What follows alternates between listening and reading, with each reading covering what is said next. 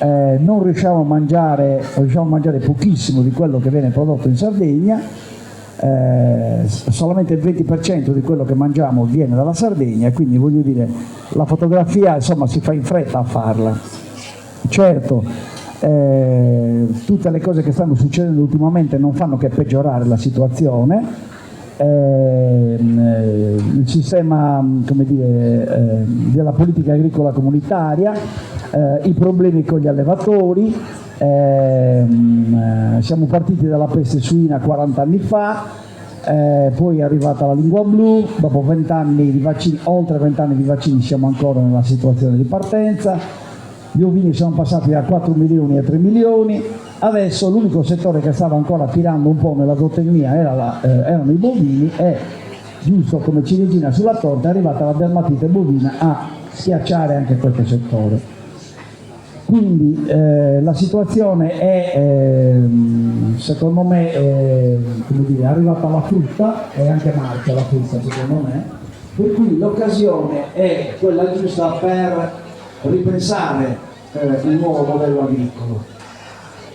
Ora, questa cosa io la dico da 20 anni, quindi dovremmo essere già oltre il pensarci, insomma, bisognerebbe cominciare a fare.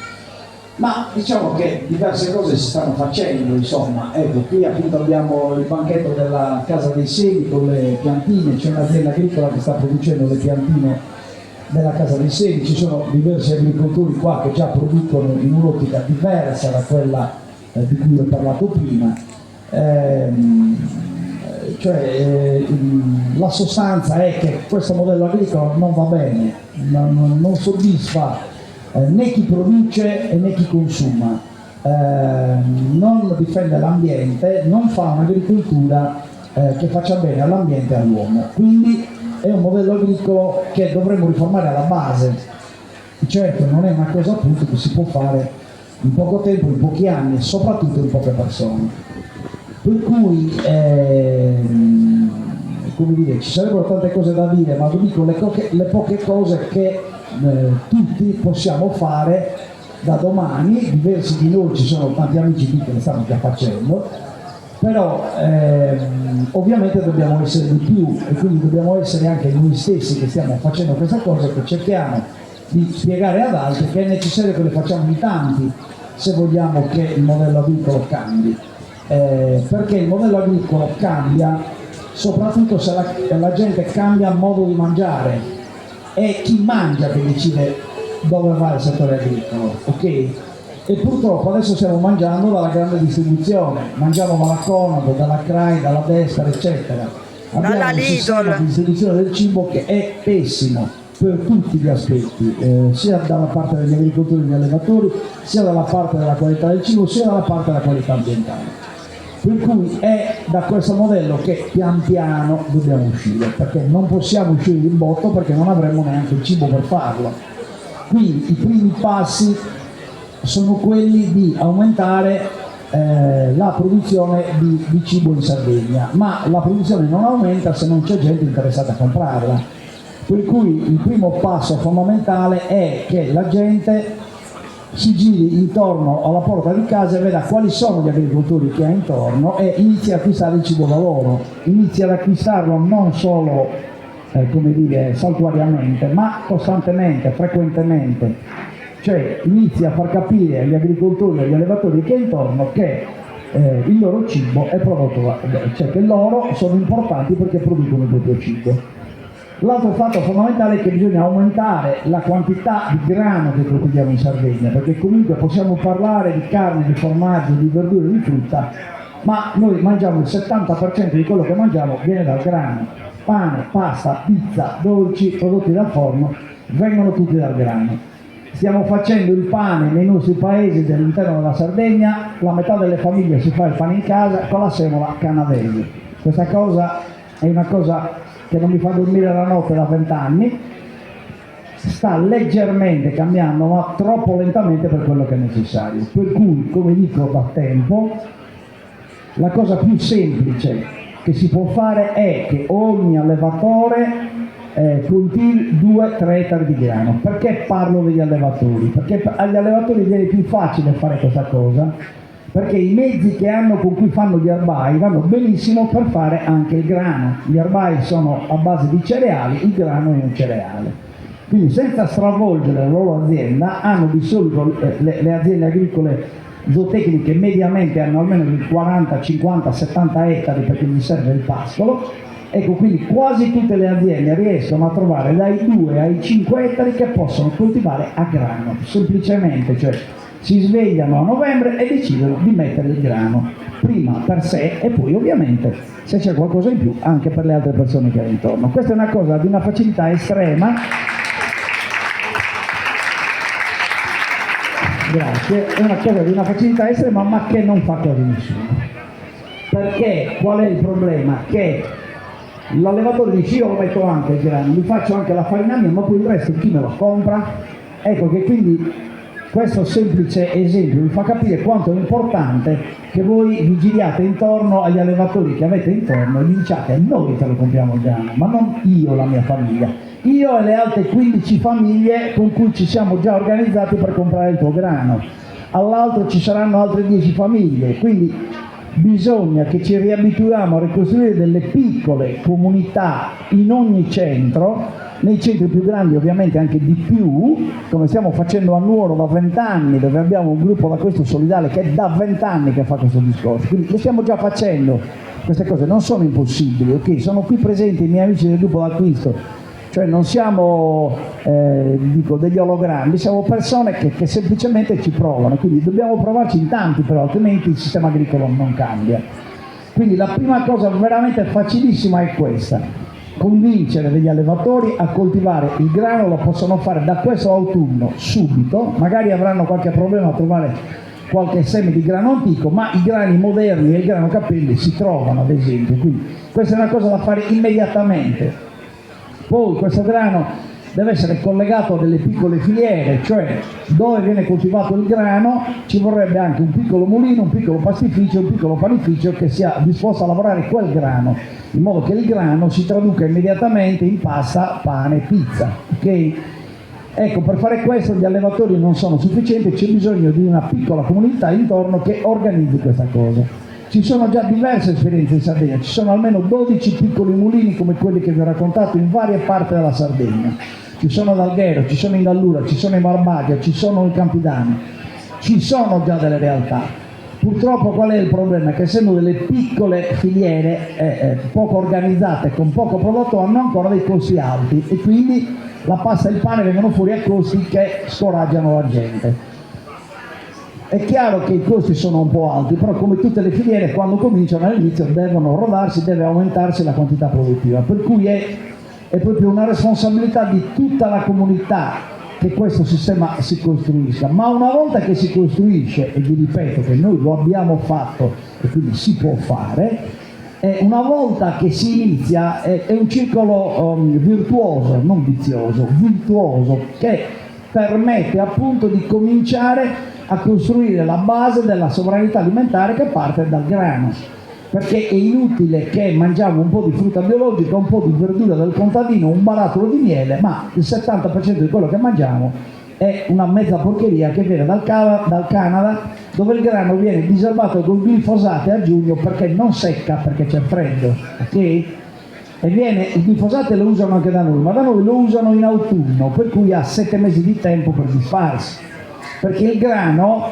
da noi matura col sole, quindi noi stiamo, a parte il discorso della sovranità alimentare, stiamo cedendo la bontà del nostro grano prendendo il grano canadese, il cui prezzo tra l'altro è artificiosamente tenuto basso da giochi di borsa, da giochi finanziari, per cui i piccoli cerealicoltori sono esclusi fuori da questo sistema, per cui il grano secondo me è il grimaldello con cui riusciamo a scardinare alla base questo sistema.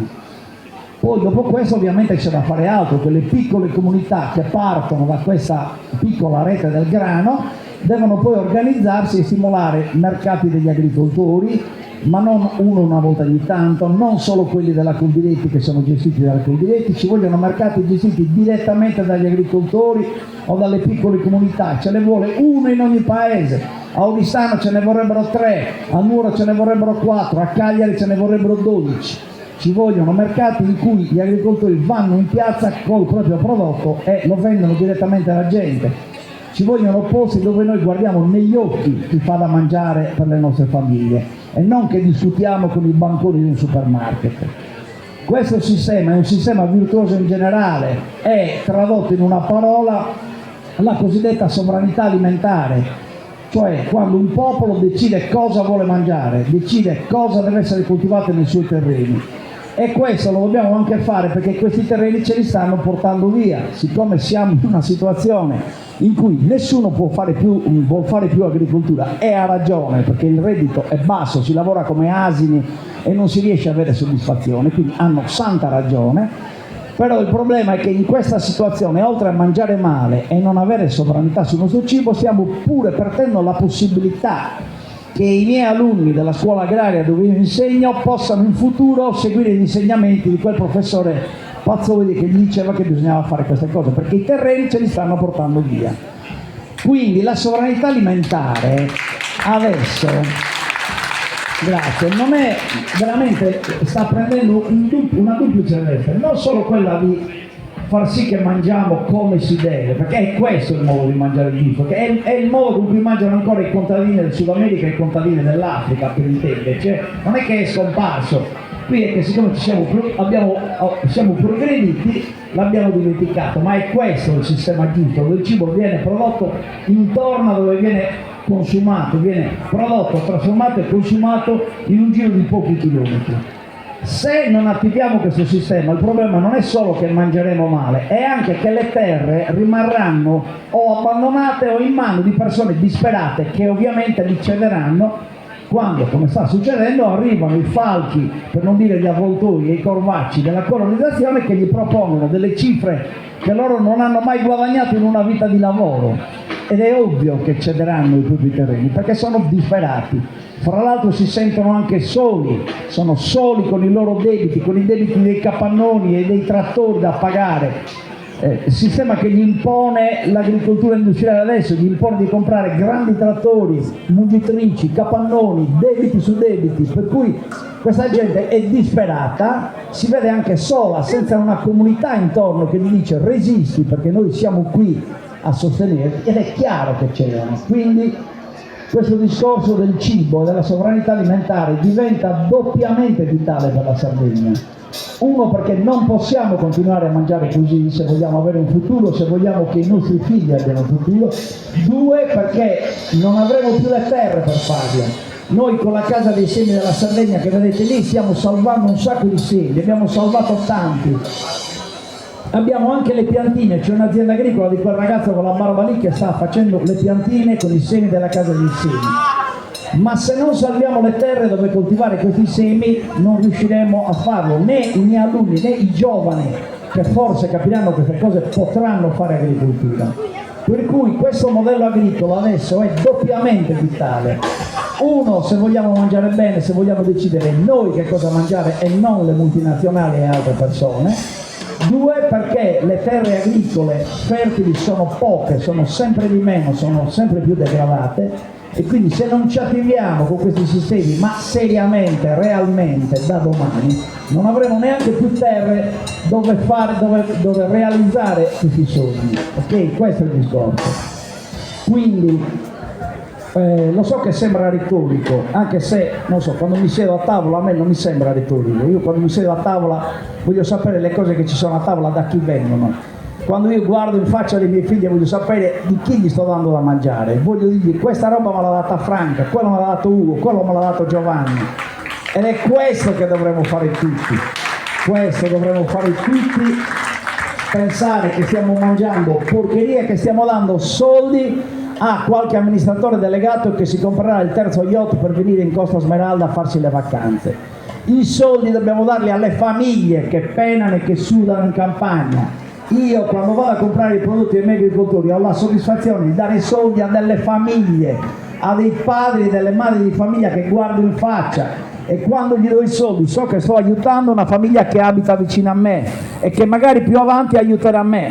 Quindi riabituiamoci a capire che da soli non si va da nessuna parte e che avere un cibo prodotto in questa maniera vuol dire avere delle terre di cui tutti sentiamo un reale bisogno, perché pensiamo e sappiamo che ci producono il cibo. Io vorrei che arrivassimo addirittura a comprare delle terre comunitarie, cioè a comprare delle terre, la comunità compra delle terre, le mette da parte per i giovani, per i disoccupati che potranno coltivarli, altrimenti ci prenderanno anche quelle. Ci sono già le terre civiche che piano piano stanno sgrafignando, ma ce ne vogliono altre. La terra è l'unico bene, l'unica risorsa veramente di cui non ci rendiamo conto, ma che è fondamentale, perché senza di essa non si può produrre il cibo. Quindi noi abbiamo già delle esperienze che stanno funzionando, abbiamo il gruppo d'acquisto solidale, abbiamo la Casa dei Semi della Sardegna che è a Nuoro, ma abbiamo varie persone sparse in tutta la Sardegna. Quindi c'è già una rete da cui partire, c'è già esperienza sul grano da cui partire, non abbiamo tantissima qualità di semi, ma se si inizia a coltivarlo i semi vengono riprodotti. Mettiamoci in testa che dobbiamo mangiare bene tutti insieme, dobbiamo aiutare a coltivare bene tutti insieme se vogliamo avere un futuro che potrebbe tranquillamente essere bellissimo. Vi ringrazio.